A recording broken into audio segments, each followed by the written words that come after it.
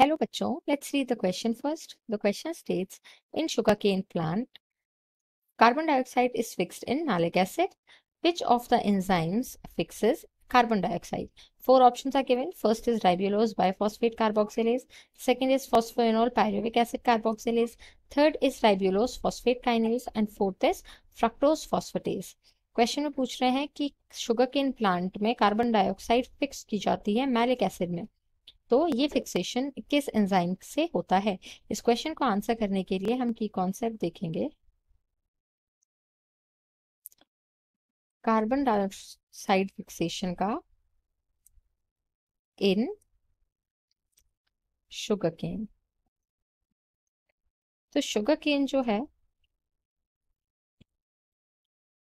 ये एक C4 plant है और C4 प्लांट में जो कार्बन डाइऑक्साइड फिक्सेशन होता है वो हो रहा होता है मीसोफिल सेल्स में, जिसमें एक स्पेशलाइज्ड एंजाइम प्रेजेंट होता है जिसको कहते हैं PEP केस, पेप केस। तो ये जो एंजाइम होता है इसकी प्रेजेंस में PEP एक कार्बन डाइऑक्साइड एक्सेप्टर की तरह फंक्शन करने लगता है और रिजल्ट करता है in the formation of oxaloacetic acid. This then gets converted into malic acid. तो यहाँ पर PEP जो है वो कार्बन डाइऑक्साइड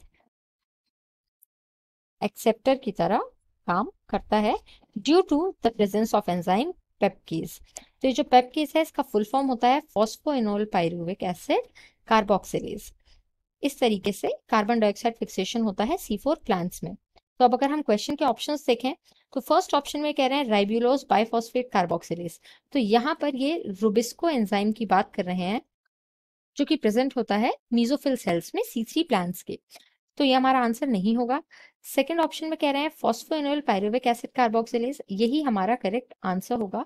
जैसे कि हमने यहाँ पर डिस्कस किया, जो पेपकेज है उसी का फुल फॉर्म है फॉस्फोएनोल पाइरुविक एसिड कार्बोक्सिलेज, जो कि कार्बोक्सिलेशन करता है यानी कि CO2 फिक्सेशन करता है in sugar plane which is a C4 plant.